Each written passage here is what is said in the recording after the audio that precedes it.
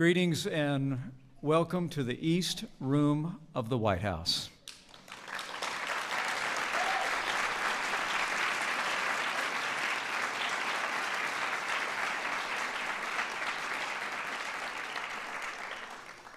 With that, ladies and gentlemen, the President of the United States of America.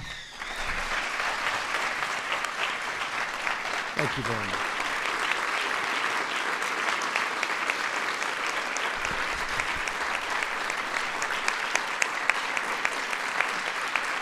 Thank you.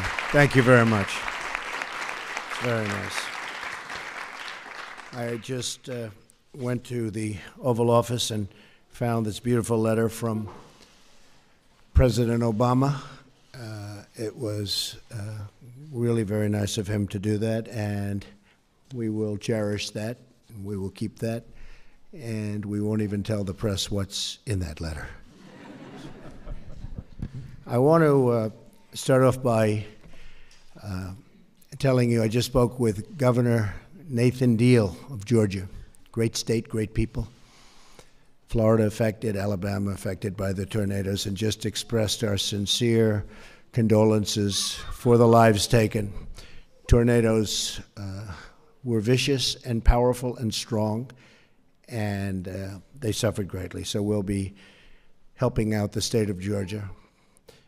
We'll be speaking with Governor Scott right after this, and we'll be, Alabama is a special place, Florida, special place, but they got hit hard. They all got hit hard. But looks like Georgia's lost at least 11 people as of this moment, a lot of people.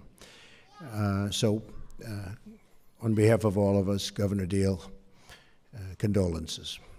We are going to tell you that this has been a very interesting few days. We have set up meetings with the Prime Minister of the United Kingdom, and Prime Minister May will be coming over to the United States shortly. We're also meeting with the Prime Minister of Canada, and we will be meeting with the President of Mexico, who I know, and we're going to start some negotiations having to do with Nafta. Anybody ever hear of Nafta?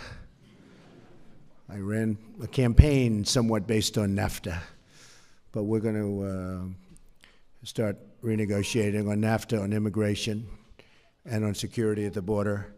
And Mexico has been terrific, actually, terrific. And the president has been really very amazing, and I think we're going to have a very good result for Mexico, for the United States, and for everybody involved. It's very important.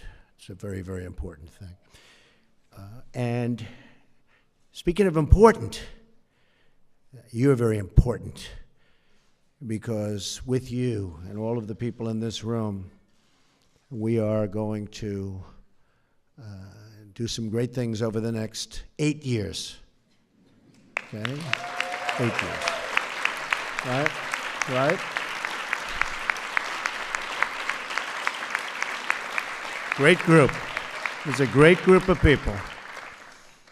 And if they're not, I will let you know about it. This is the bad news about being I will let you know if they're not doing the job, okay?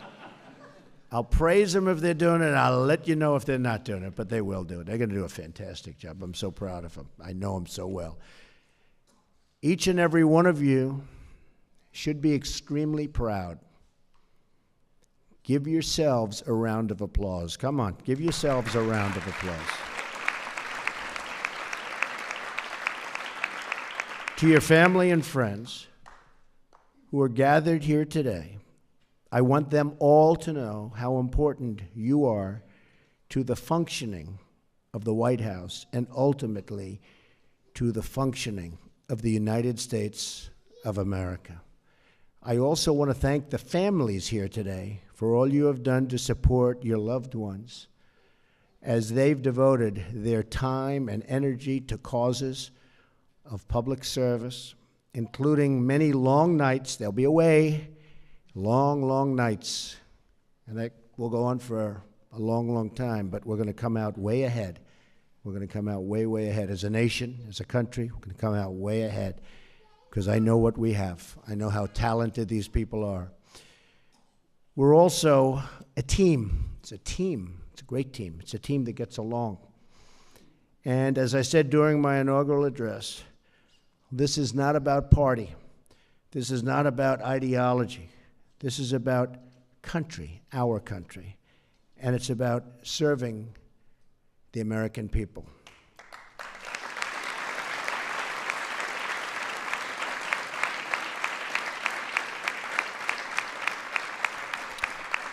We're not here to help ourselves. We're here to devote ourselves to the national good. Public service is a high and great calling. It's our solemn duty together to protect the country, our country, this great, great country, to defend its workers and promote the well-being of all Americans. So many people are depending on us and on you as families, you as people that are going to get it done. So many people, the veterans, the unemployed, men and women serving in harm's way overseas, victims of crime, and young Americans looking to fulfill their dreams. So many of those young Americans, and they're going to be fulfilling their dreams. We're going to make it much easier for them. We will face many challenges, but with the faith in each other and the faith in God, we will get the job done. We will prove worthy of this moment in history, and I think it may very well be a great moment in history. So be proud, be very proud.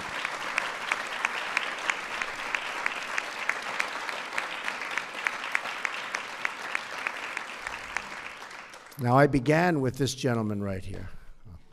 I said, Mike, how about it? And he said, not even a question. And it was a great decision for me. So Mike Pence, our fabulous Vice President of the United States, will administer the oath of office. And congratulations to everybody. Congratulations.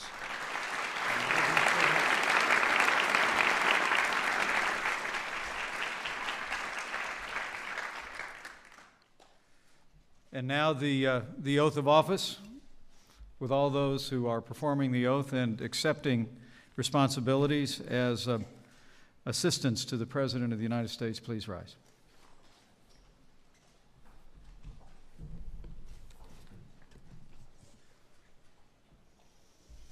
I state your full name.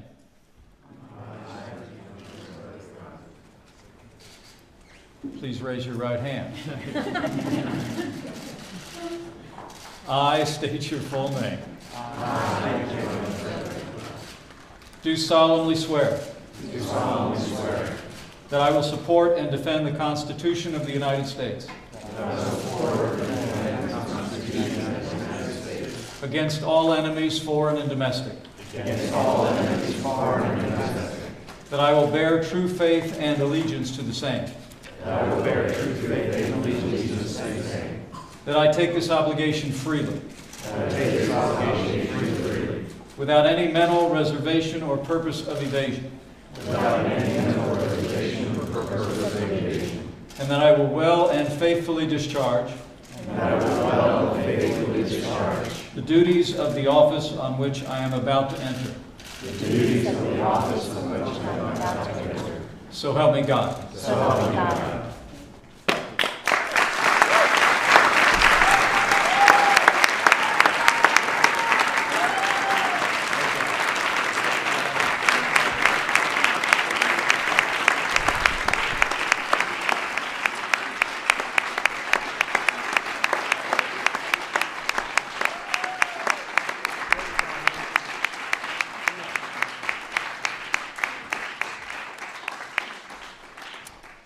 Well, thank you, Mr. President, for entrusting us with the most solemn and important responsibility we will ever undertake, to serve at your pleasure.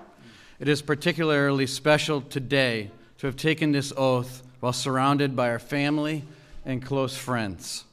To those who took this oath, this is a moment that we'll never forget. It's also an opportunity to reflect on the immense responsibility we have to our President and our nation. When I walked into my office this morning, there was a verse on the desk. It's from Isaiah 40:31. Those who hope in the Lord will renew their strength. They will soar on wings like eagles. They will run and not grow weary. They will walk and not be faint. It is our duty to serve with character and integrity and to support President Trump as he places the interests of the American people first in everything that he does.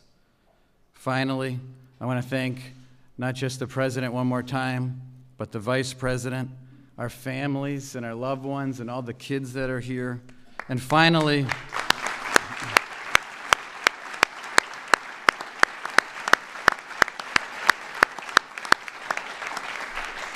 I want to thank God and ask for his protection over us as we serve President Trump, Vice President Pence, and our beloved country. Thank you.